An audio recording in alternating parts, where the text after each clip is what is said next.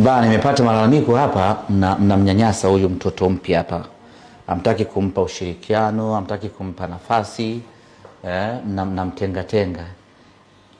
Asa nyinyi wazee wa Kongo, nyinyi mnaleta roho mbaya nyinyi. Hamtaki kumpa ushirikiano mtoto mpya huyu. Sasa huyo anajifanya mzuri, huyo mwenyewe anajitenga.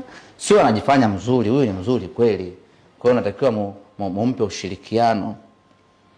Alafu na wewe usijitenge. Hawa ni ndugu zako, ishi nao kwa wema. Sasa mimi hata nikisema nikae nao wanitaki, wenyewe wanajifanya makontawa kama huyu hapo huyo, kama sufuria anajifanya kontawa, hataki kunisikiliza hata nikitoa ushauri. Wewe usishauri kitu. Wewe kaa utulie. Hii nchi na wenyewe.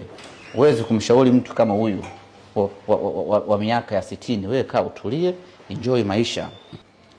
Mimi bwana, kama vipi, naomba tu uniletee mwenzangu Gen Z mwenzangu wa NBC nije nikae naye. Atakuja, lakini kwa sasa ishi na ndugu zako.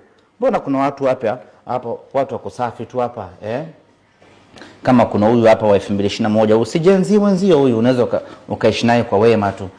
Sawa, lakini hawantaki hawa, unajua wananishika vile sio nini. Hamna, mwenzio huyu hapa huyu kabla hajabatizwa Azam Sports Federation. Nyinyi wote ndugu moja. Sijui umeelewa Ishi naye kwa mapenzi. Sawa, lakini kwa kweli yani issue ya chakula mnatakiwa mle pamoja. Lakini mimi siwezi kula kula vyakula vikavu. Nataka vyakula laini kama ndizi, mtoli. Punguza madeko. Hapa utakula wanachokula wenzio. Hapa nani kiranja wenu hapa? Hapa hatuna kiranja hapa kila mtu mtemi.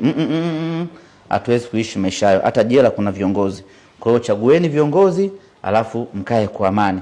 Na huyu hapa mumpe kipaumbele kwa sababu ni katoto kapya, alafu ni katoto kazuri.